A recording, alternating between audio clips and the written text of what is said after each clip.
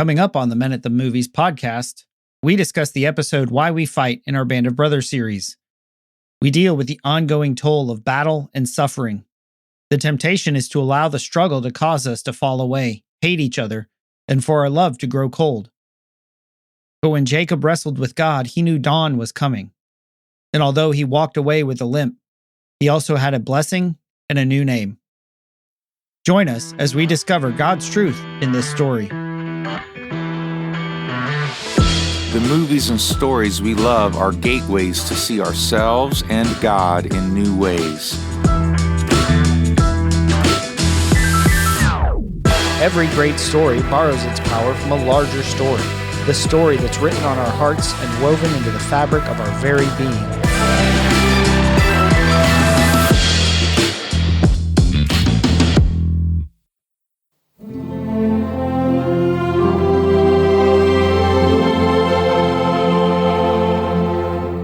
Hello and welcome to the Men at the Movies podcast. My name is Paul McDonald, and rejoining us after he's gone through his own Bastogne, Breaking Point, and The Last Patrol. So coming back to join us to enter into Why We Fight is Wailer Giles. Hey Wailer, how you doing today, man? Hey buddy, always fun to hang out with you. Easy company. Whatever episode we're doing.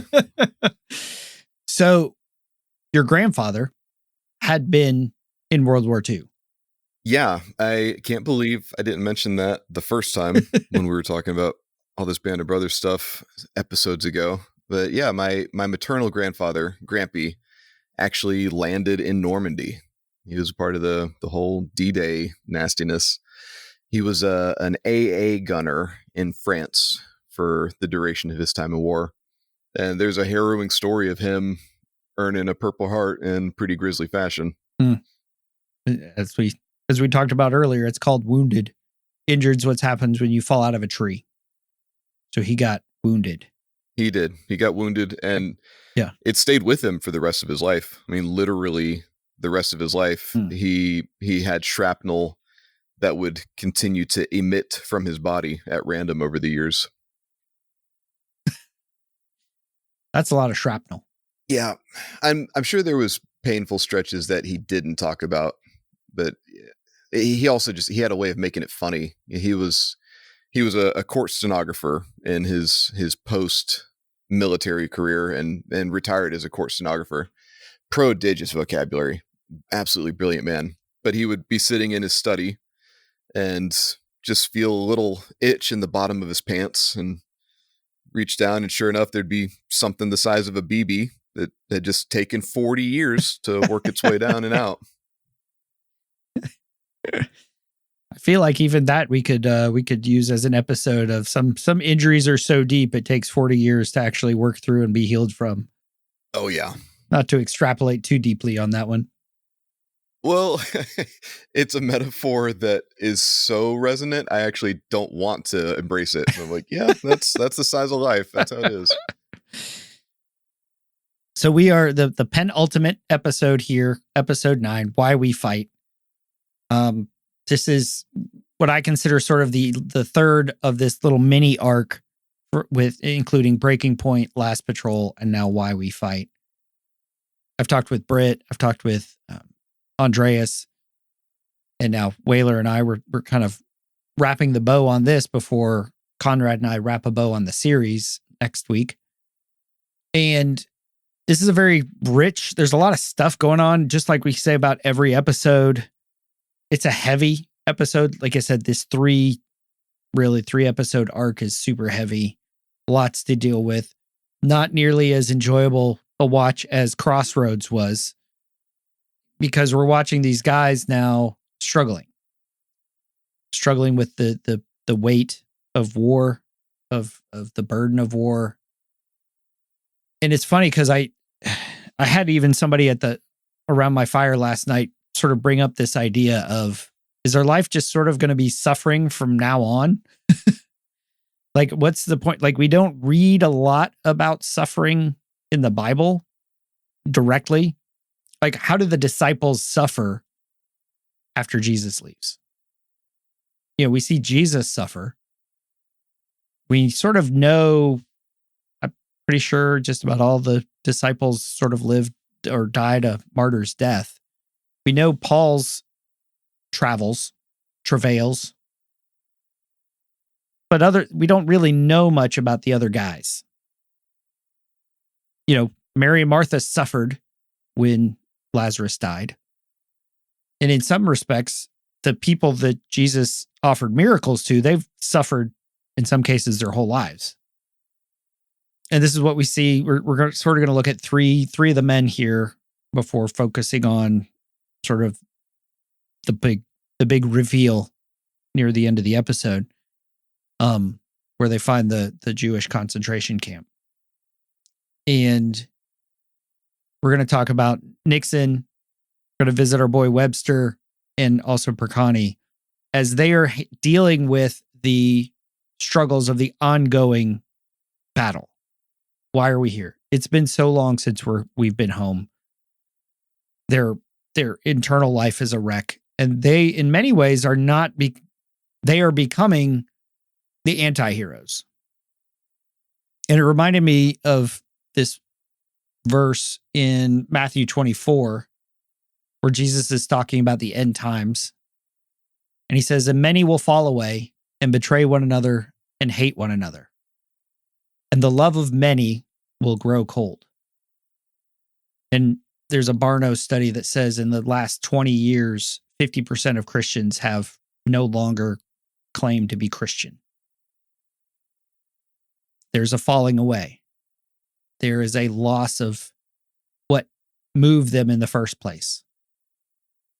Their love will grow cold. Not a lot of love we see in the world today. And so when we look at those verses and apply it to this, we're going to say, hey, we are going to reach this point.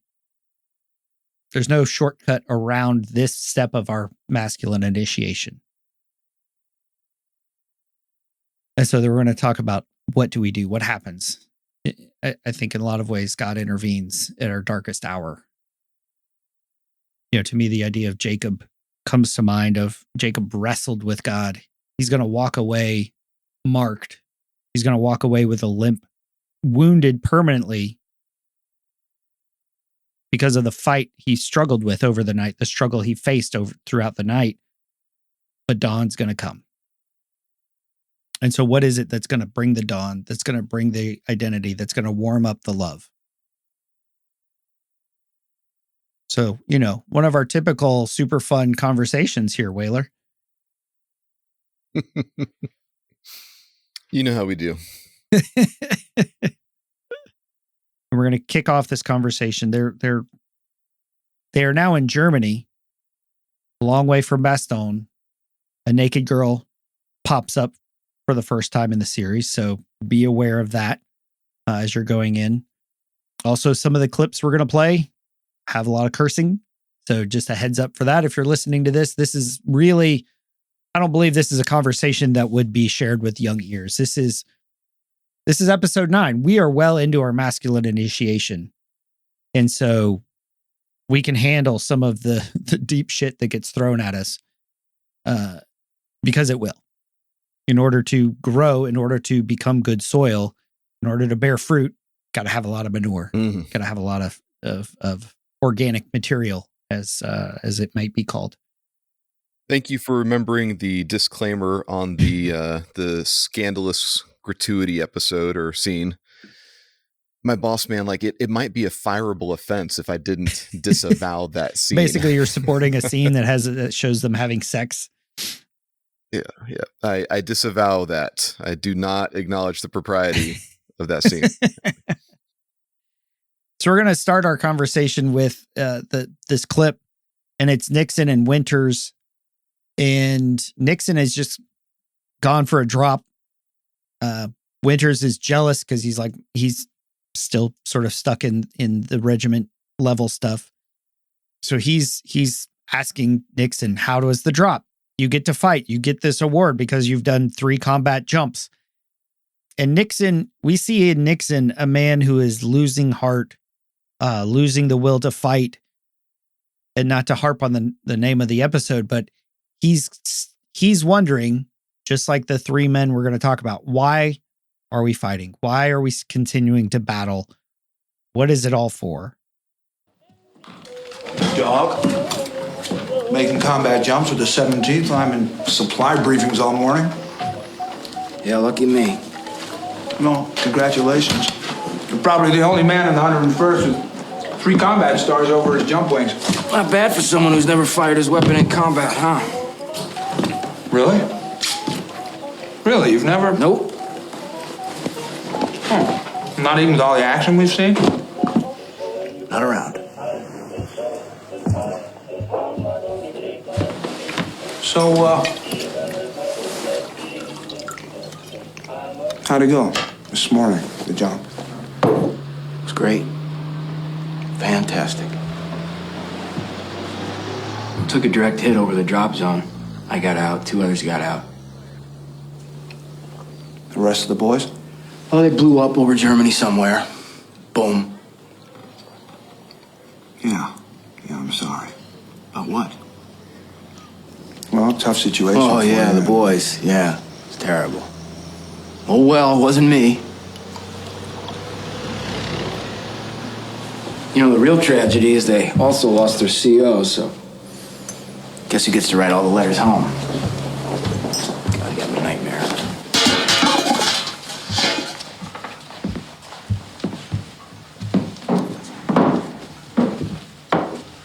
Got a visit from Colonel Sink this morning.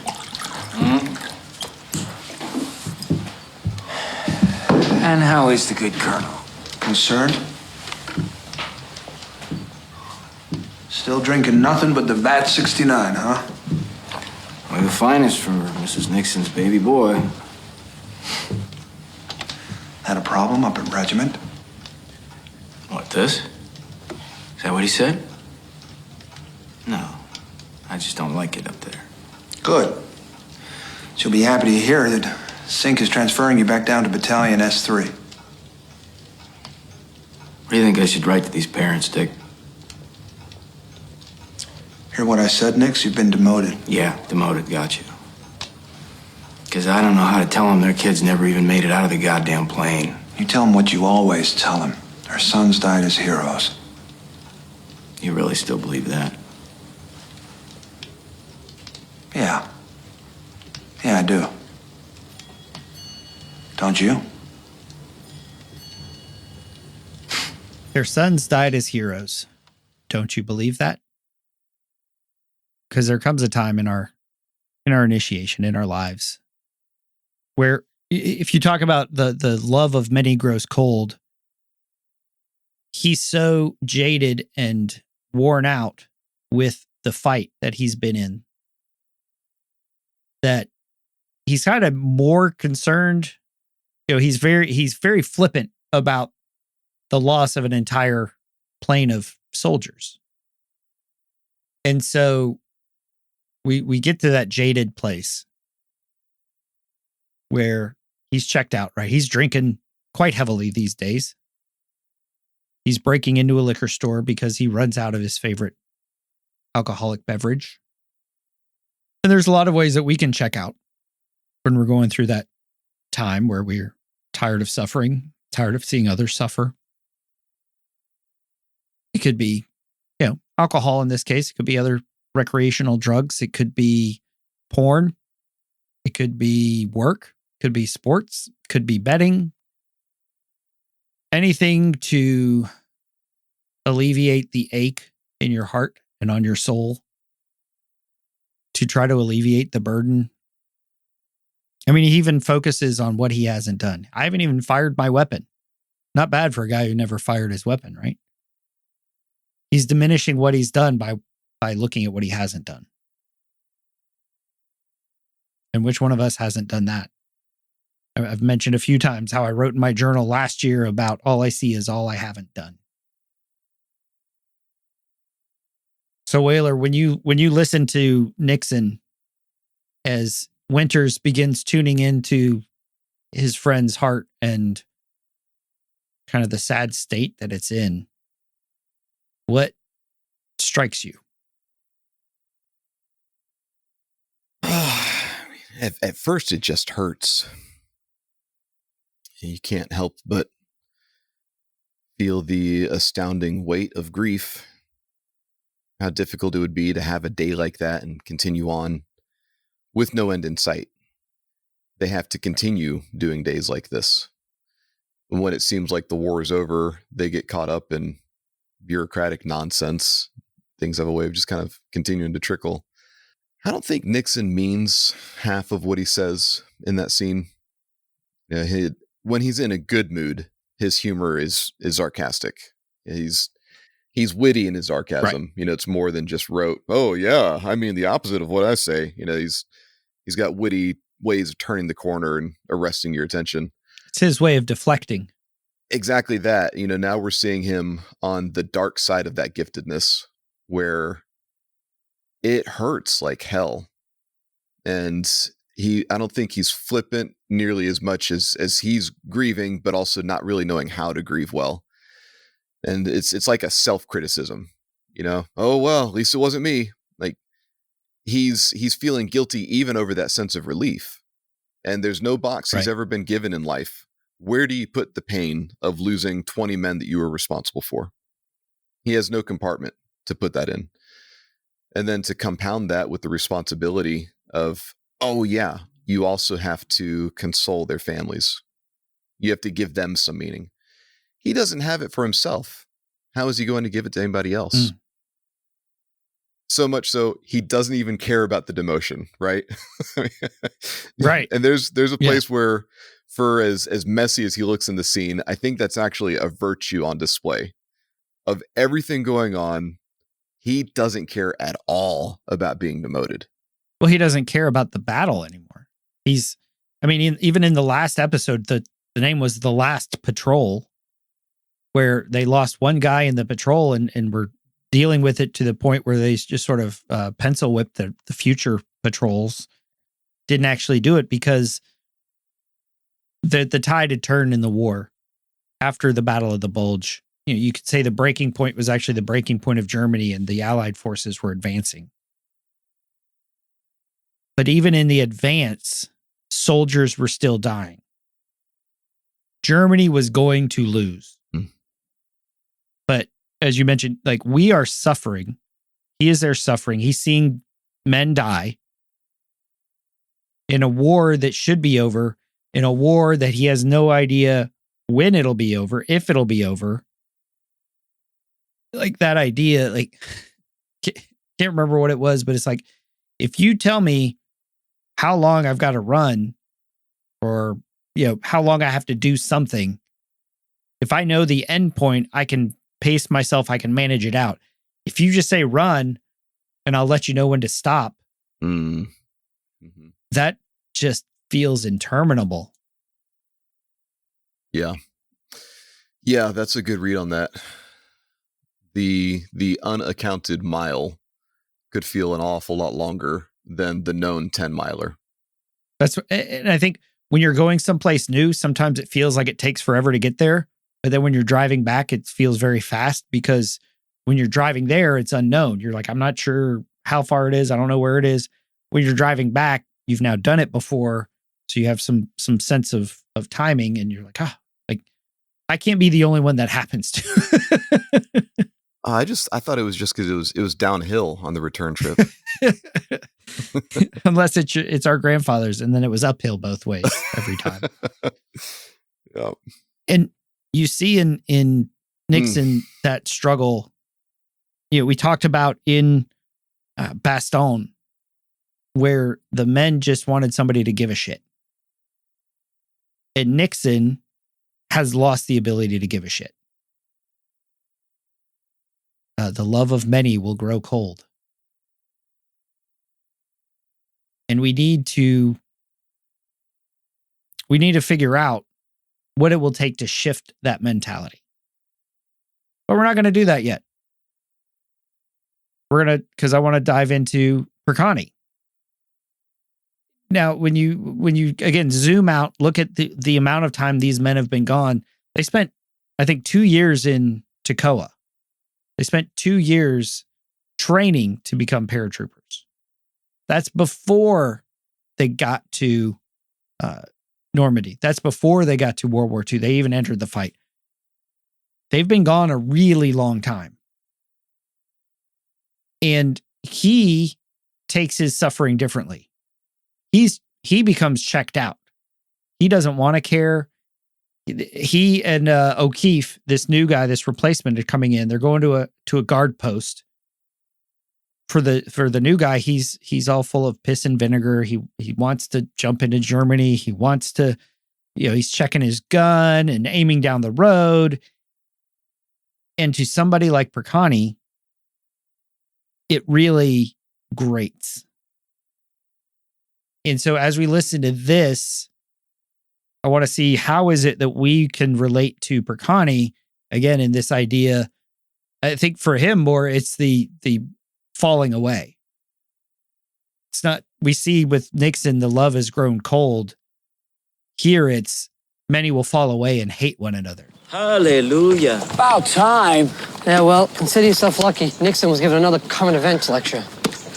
So, tell me nothing's happening. Nothing's happening. A couple of artillery rounds at dawn, probably from across the river, but that's about it. Spooktashy, though. Here, Rocco just finished it. Oh, yeah? Any sex in it? Ain't that kind of book.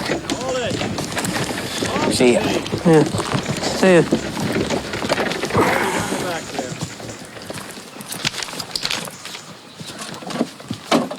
Okay, move on. Ramsey.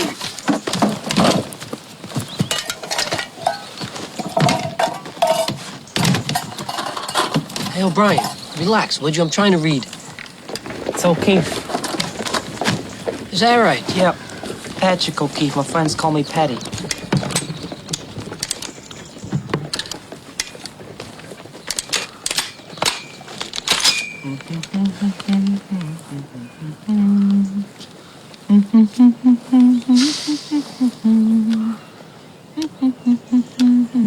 Hey, O'Brien. Shut up. I told you, it's O'Keefe. Do you know why no one remembers your name? It's because no one wants to remember your name. There's too many Smiths, D'Amatos, and O'Keefes, and O'Briens who show up here replacing Toccoa men. That you dumb replacements got killed in the first place. And they're all like you. They're all piss and vinegar. Where the crowd's at. Let me at 'em. When do I get to jump into Berlin? 2 days later, there they are. With their blood and guts hanging out. And they're screaming for a medic. Begging for their goddamn mother. Them dumb fucks don't even know they're dead yet. Hey, you listening to me? Do you understand that this is the best part of fucking war I've seen? I got hot chow, hot showers, warm bed. Germany is almost as good as being home. I even got to wipe my ass with real toilet paper today. So quit asking about when you're gonna see some action, will you? And stop with the fucking love songs.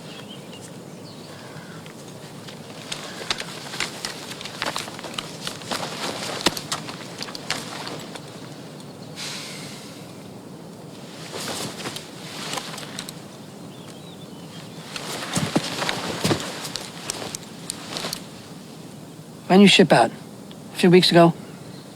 Yeah. It's been 2 years since I seen home. 2 years. It's fucking war. He's tired of fighting, man. That line at the end really caught me. It's been 2 years since I've been home. There's guys on here. There are guys maybe listening. It's been 2 years since I've seen my kids. It's been 2 years since I got a divorce. It's been 2 years since I've been looking for work. It's been 2 years with this illness, with this cancer, with this whatever. I'm just sick of it. All I want is some paper to wipe my ass with. Right. Yeah. And very similar to that first clip, you kind of look at him like a jerk early in the clip. And then at the end, you see that all his anger is coming from the suffering that he's experienced over those 2 years. Did you know that that actor was one of the lost boys in Hook? It was. Now that you say it, I'm like, yes. You see it? It's A little, admittedly, a little strange, but it makes for a fun bit of play if you pretend for a second that Hook and Band & Brothers are part of the same cinematic universe. As I understand it, the Lost Boys in every Peter Pan mythology, whatever they're rendering, they are that because they've never grown up.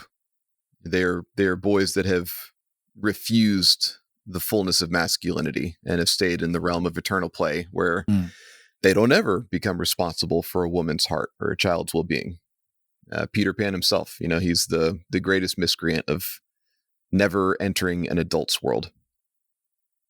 And so Picante, if we can imagine, he's the same kid. We see him doing the same thing.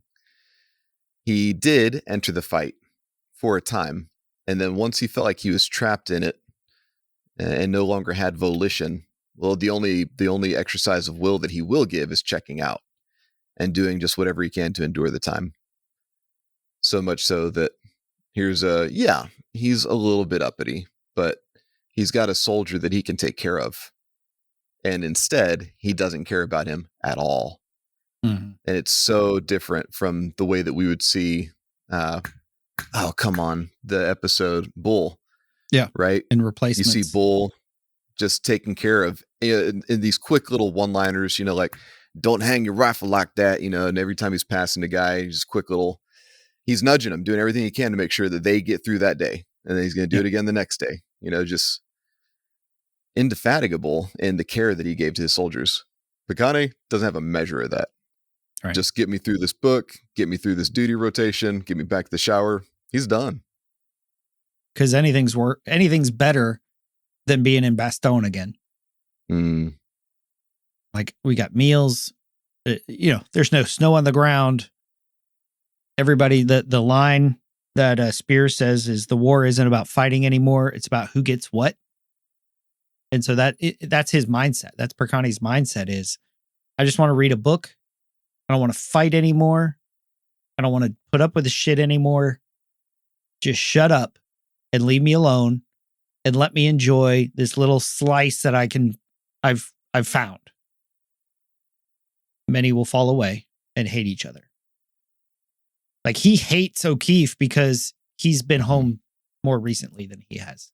It's like, I haven't been home in 2 years. You just left a couple weeks ago. It's like when I was freezing my ass off in Bastogne, you were there. You're still in boot camp, probably. This is a super downer of an episode. But we do have to reckon with this, because if we just say life with God is awesome and everything's going to be great, I know I'm following God with a sense of peace and joy and all these things are growing. Well, we are partnering with God in our initiation, and we could either fight him on it and say, hey, I don't want to grow anymore. This sucks. I don't want to, because life isn't going to get easier. When you look at the apostles and the early Christians, the Bible doesn't reflect, again, outside of Paul, a lot of their travails that they had, but they all died a martyr's death. If I remember correctly, Peter died on an upside down cross. Stephen was stoned to death. And then you've got the Roman Colosseum, where you've got the lions and burned at the stake, and Nero using the Christian believers as torches. And there's a way that we keep from turning into martyrs, which I think is what we see with Webster. And in this scene, what's happening is all these thousands of Germans have surrendered. They're driving past, the Germans are marching out of Germany. They're driving into Germany. And Webster sort of takes this moment to ridicule, criticize, and react to the whole purpose of them being there. Hey, you! That's right! You stupid crowd bastards! That's right! Say hello to Ford and General fucking Motors! You stupid fascist pigs! Look at you! You have horses! What were you thinking? That's enough, Webster. Give it a rest. Dragging our asses halfway around the world. Interrupting our lives For what? You ignorant, servile scum! What the fuck are we doing here? Huh? I know he's using a lot of foul language there, but I also can't help but admire that English major's vocabulary on display. He is really angry and he's still very eloquent. I don't think I get that way when I'm angry. Like my IQ drops if I'm trying to be loquacious while I'm a little hot. Yeah, and it's such a foil, man. I mean, that's the same scene where when Winters observes them, the thing that he takes note of is even in surrender, they march proudly. And then we've got Webb just incensed. Both observations are legitimate. You know, you don't want to discredit Webster's feeling of what are we actually doing here? Why did we waste so much time in human life and potential? And yet, while I think Winters would observe the same things, it's also not lost on him that there is a human spark even in these Germans. He still admires the strength of their humanity. Probably has some kind of a wrestling match to work out. The tension of like all the legitimate questions that Webster's asking, but not letting that be the end of the matter, right? There is more. There's an ellipses. Maybe you don't come to the answer fast, but there is a better resolve than just you ignorant, servile, insert all the expletives here, right? That question he asks in his eloquent way. What the fuck are we doing here? I've had those moments. Sometimes I end up in a place because I put myself in that position by foolish decisions that have consequences. When I'm worried about my children and how I've harmed them through the fact that I divorced their mother. Remember, there were days in the house I was renting where I would collapse on the stairs crying because I missed my kids so bad. And what the fuck am I doing here? There's times that it's not. I've shared about my friend with pancreatic cancer. And he was a missionary to Peru for years. Followed the Lord. We joked about it sort of early in the diagnosis of, he's like, well, I just have to sort of double down on my faith. It'd be a stupid time to kind of bail on it now. When he's facing his own mortality and death, he's like, I kind of put all my cards in this one hand. I'm not going to back away now. Even today, there was a journal entry that his wife shared, and over the months since the diagnosis, and she's like, there's been tears and there's been many more tears.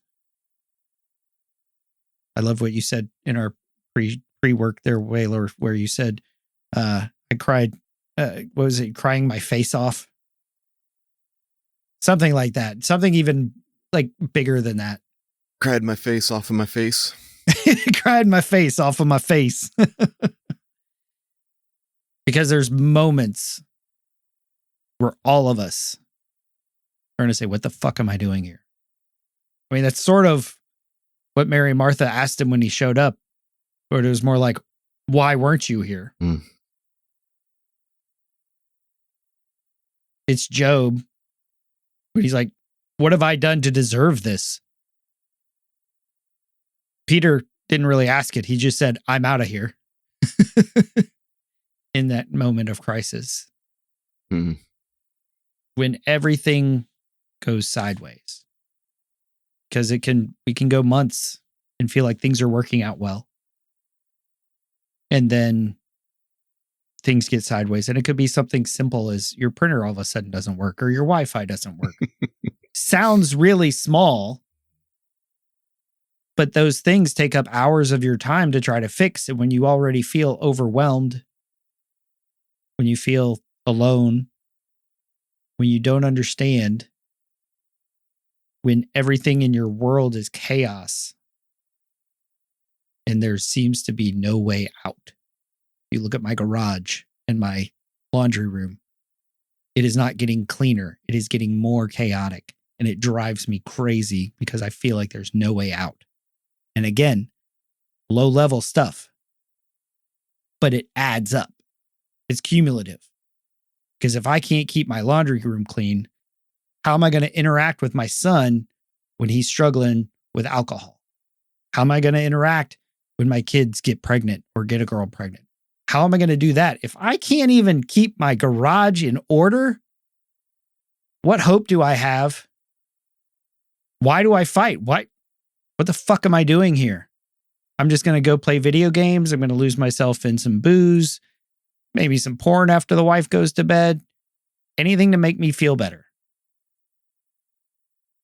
Because I feel like a failure. And I don't know when it's going to end. Man, it's interesting taking the pace of this episode and then remembering where the soldiers were not that much longer ago. If we're just working our way through the series. Right. Webster wasn't there for Bastogne. And you remember just how ardently devoted those men were to each other. Because the significance was only that they were not going to abandon each other in the worst trial. That was enough meaning for them to endure. And so here we are where they're in a remarkably better situation in that they actually have some luxuries. You know, they got some amenities. They've got real toilet paper, right? And it's not until he says that you start to think, yeah, I guess I am really lucky to have, on-demand toilet paper pretty much every day of my life, Dentistry, right? Like there's so many things we get that would position us as kings if we're looking at most of the history of the world, how good we have it. Right. But here they are in an easier set of circumstances. And that's not the problem. The problem is that it's lost its significance.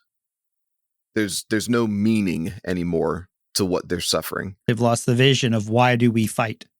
Yes. Yeah. You have to have an answer to that question in order to just get up and do the day with any kind of acumen. I don't know about the woman's heart. I know as men, we will willingly suffer a great deal so long as we know the significance of that pain. The instant we don't have that, and it is meaningless, vapid hurt, I think that's the thing we contend against the most. To hurt without there being any point to it. Futility, right? I think men would be willing to be the obscure hero. It's like, all right, maybe I don't ever get the medal. My name's not in the newspaper. I don't go viral on YouTube. We can handle obscurity. What we cannot accept is futility. Which is, of course, going all the way back to the curse, From now on, the ground gives way to thorns and thistles before us. If I'm being honest, I feel both voices equally loud in me. It's like there's a Webster and a Winters inside of me. Half of me would look at the stars and just, golly, I get absolutely enamored by constellations. Beauty that I see in my kids, or my wife. There's so many things where I go, eclipses. We've got an eclipse coming up in April again. The one 6 years ago, golly, do I love eclipses. It's astounding that we live in a place that not only is habitable, that we get to exist, but that our solar system is so fine-tuned that we get to have lunar and solar eclipses with perfect precision. I see that and I just go, absolutely, I believe in God. There's no way that was an intergalactic dice roll. Absolutely not. There's no explosion that ever ends up that pretty. And on the other half of me, I am Webster, screaming my face off at a God that doesn't seem to care how much everything hurts. And when I've needed you the most, that seems like when you are the most absent. And I really don't like the array of Bible verses that we have to the contrary. Like, no, thank you. I don't want to know what it means to count it all joy, my brethren, when I fall into various trials, knowing that the testing of my faith produces patience. That sounds like a stupid class. I do not want to sign up for it. Can I exempt that one, please? Yeah. Yeah. I'll take a W on the record there. Withdraw. Yep. Hard pass. I'm with you in not wanting to put a shimmering veneer over top of... I don't even know what to call the thing. It's abhorrent. It's detestable. The ugly underbelly of the human existence. It's like instead of looking up and seeing the glory of constellations, we're seeing the underside of God's tapestry, and it's not pretty. That's not the side that you present when you're all done. Right. And I do not feel like praising him when that's the vantage point that I'm given. You brought up the question, why do we fight? Why do we persevere? Why do we hold on? Because if you're struggling through it, if you're going through a struggle and just sort of vapidly saying, well, God is good all the time and all the time God is good, you're going to miss the mark. Your heart's going to get taken out. You're going to fall away. If it's based on a logical, theological structure, same thing, man. It's going to fall away. Because I know going through my trauma and wounding and alone, knowing all the Bible that I know, all the theology that I know, all this stuff. I went to a Christian high school, went to a Christian college. I know the Bible pretty well. That didn't keep me from seeking validation elsewhere. That didn't stop me from divorcing my wife. That didn't stop me from making mistakes and suffering the consequences. But what do we do when that happens? What do we do when we get the report? When we get the phone call? When we get the diagnosis? When we just don't feel like it'll ever end? Why do we fight? Because if it's based on something vaporous, you bring out the vocabulary in me, Wailer.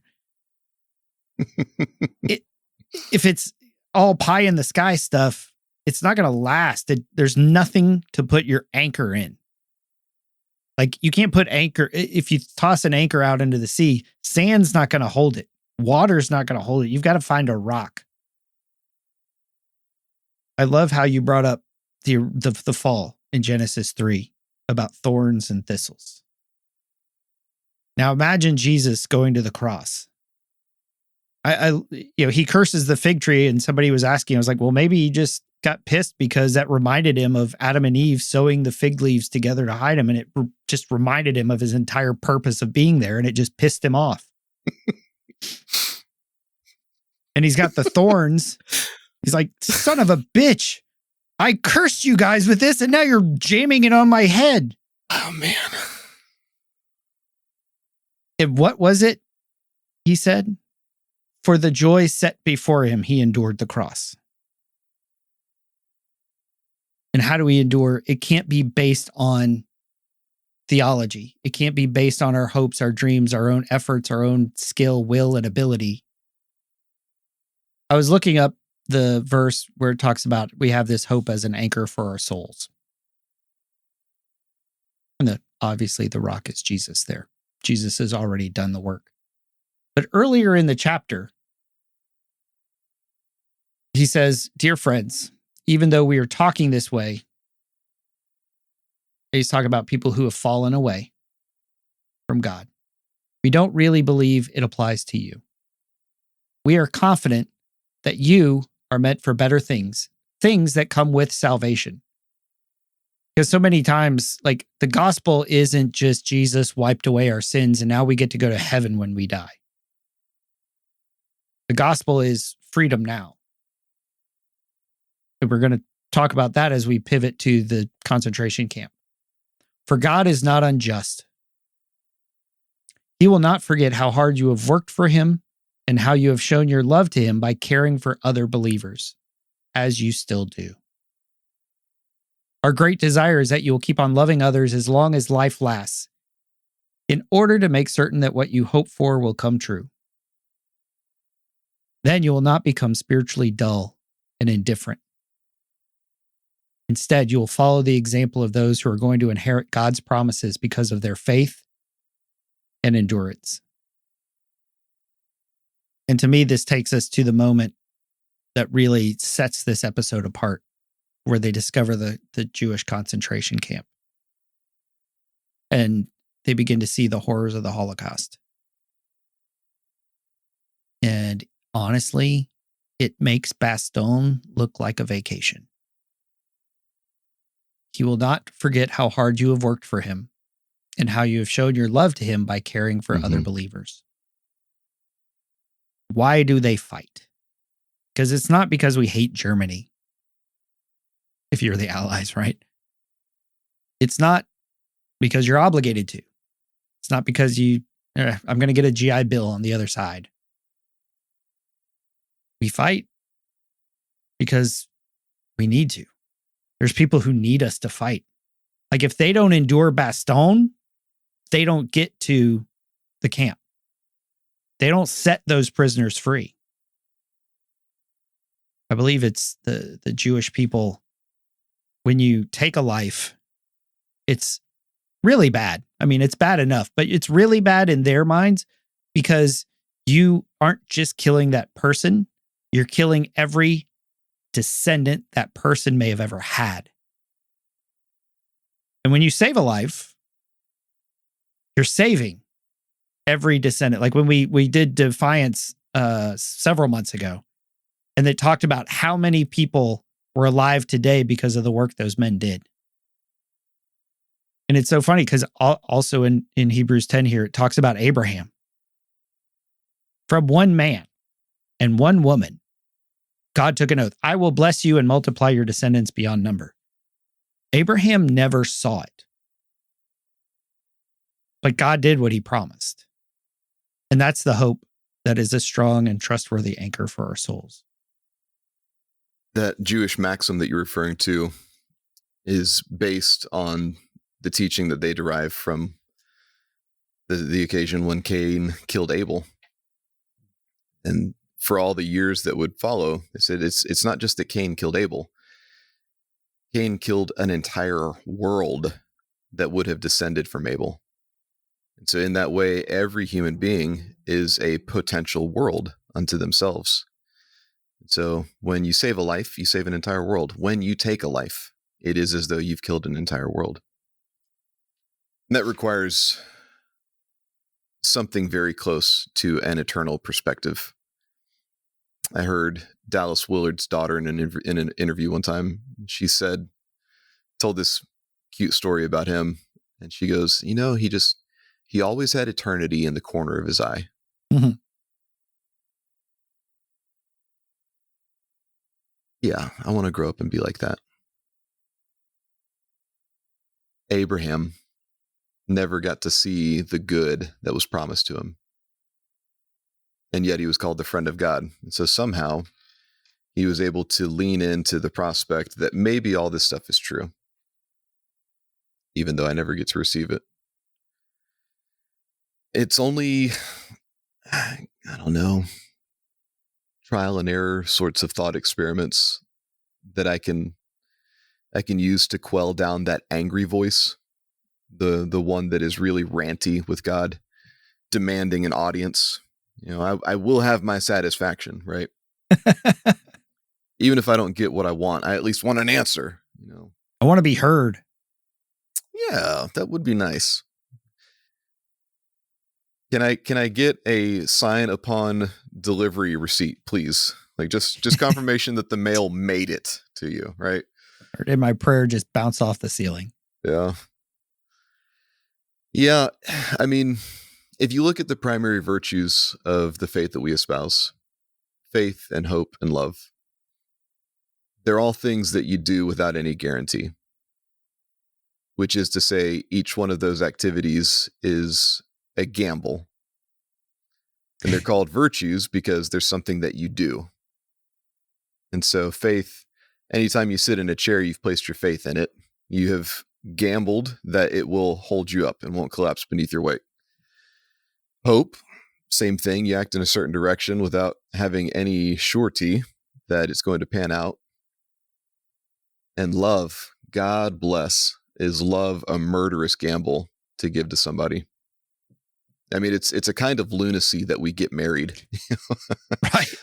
It's like, golly, you've really changed your life to a person. And there's so many chapters that are unknown to everybody. It's undiscoverable until you get to those occasions, what kind of person they're going to become. And you've made the vow to that future unknown as well. Mm. Love is a crazy gamble. It's insane. Like, it's sheer lunacy. It's not even a gamble because you know the shit's coming. Yeah. Like there's no marriage. When I was working in the emergency department, I remember seeing this old guy coming in and he's in the throes of dementia, fighting us, yelling at us, cursing at us. And his wife's just there. She's like, calm down, dear. Calm down, dear. And I heard this voice in my head that said, this is the worst. We say for better or for worse, this is the worst. But in every marriage, in every relationship, when you love somebody, there's going to be the worst. It's not all better. Yeah, really good point.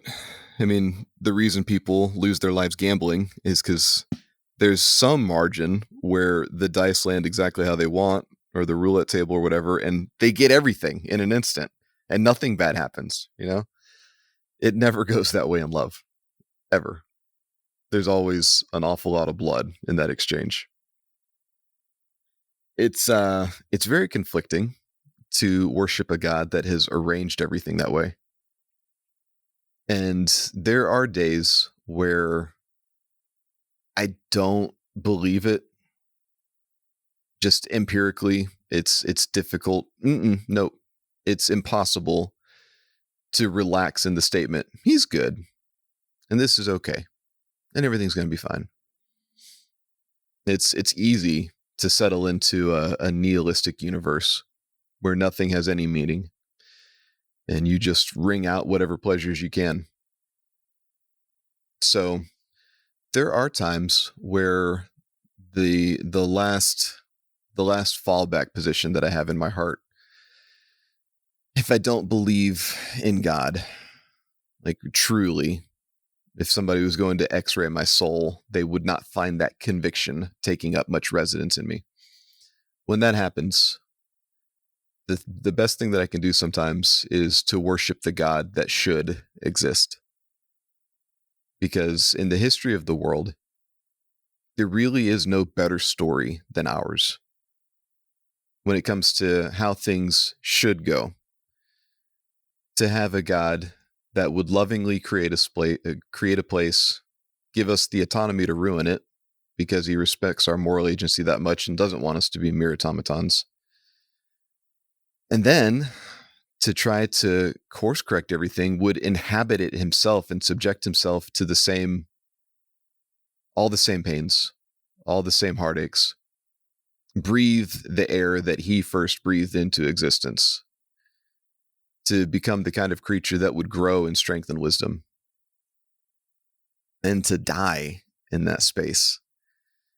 Like you're saying, he became subject to the curse as well.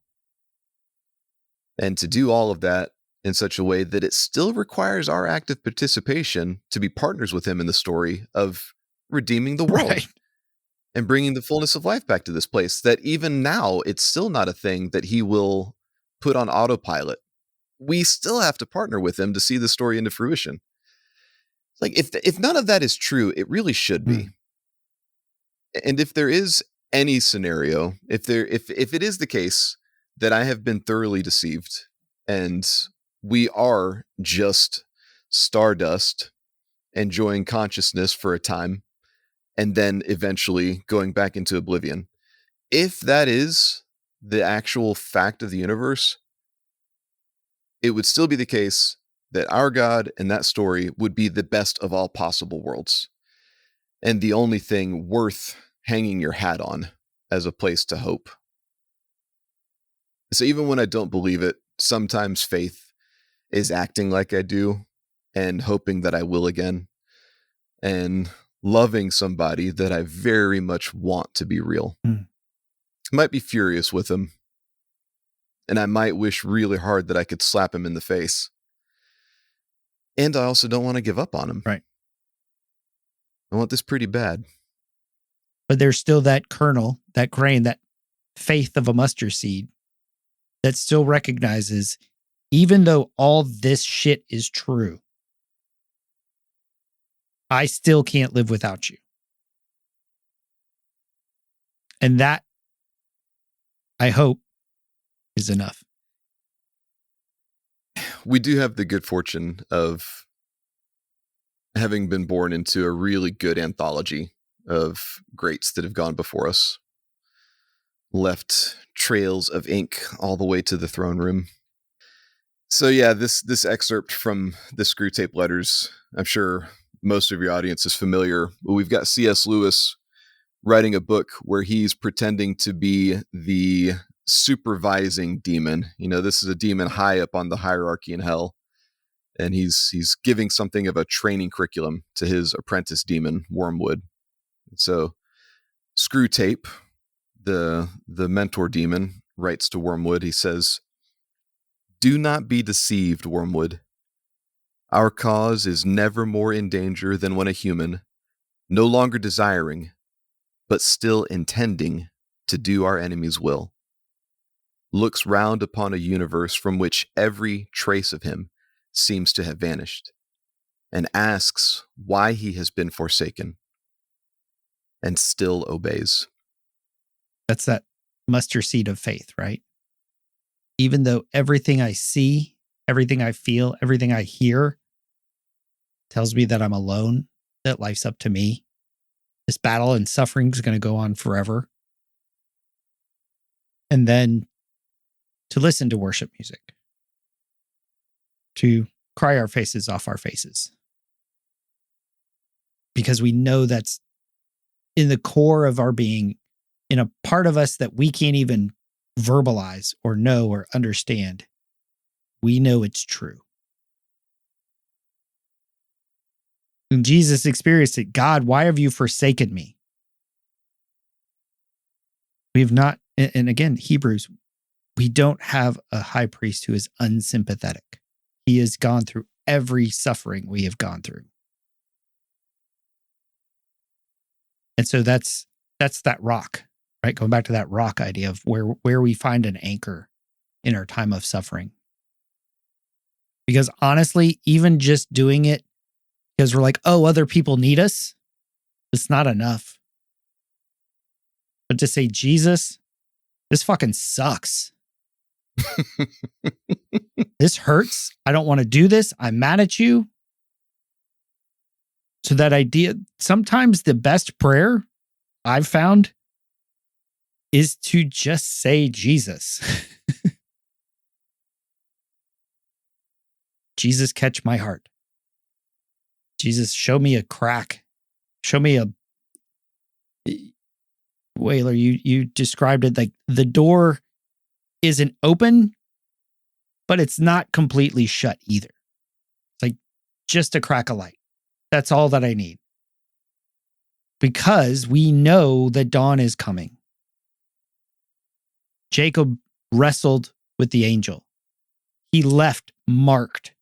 He would walk with a limp for the rest of his life. When you talk about a dark night of the soul, it's easy to do that, to consider that and how difficult it is. But, You know the sun's going to rise eventually, but they don't have a clock to know when. How long must that night have been? But he walked out of there with a new identity and a new blessing. And the men of Easy Company walked out of there changed. They walked out of that interaction at the concentration camp where they saw the horrors that you can't even really describe. There's no words for what the Jewish people have gone through because they were God's chosen people. And as we get inherited into their promise as the wild olive branches that are being grafted into the root of Jesse, and we're grafted into Jesus, what makes us think our lives are going to be any different? Yeah. I mean, you know, I've received some difficult news recently. It's been a few years of hardship, and then it just came to alarming clarity. I've been trying, I'm not doing well with it yet, but I've been trying to lean into the Master's words. He says that in this world you will have trouble, but I leave you my peace. I've gotten really good at feeling and being fully aware of the trouble part. I could do master classes on that. I am not so conversant with the peace part. That's not a lot of my walk around life. If I'm going to be his student, if I'm going to be anything like him, I need to become at least decent at that. Because apparently he was really good at it. He had a very difficult time getting away from people because he was just so blasted attractive. He was always magnetic to people. He was exuding life every way he went. Another thing I learned from Willard, he said that when he was a young pastor, he realized he spent so much energy trying to get people to come to the things, the church service, the function, the study. And he was gobsmacked when he looked at Jesus and saw he had to work to get away from people. You had people literally tearing apart roofs of houses to get to where he was. And it kind of inverts the script when pastors will guilt trip their people for not being more consistent attenders. It's like, well, what are you giving them to attend? Yeah. Jesus didn't have to preach that sermon ever. And we're supposed to be like him in that way. So I'm leaning in that direction. And I like the way that you're reframing it, because maybe it's the case. Maybe there are times where the best rendition faithfulness gets from us is a kind of righteous anger in God's direction. The thing that we're contending with is wrong. Right. And like the Easy Company, they have to see a world that is a lot bigger than they knew.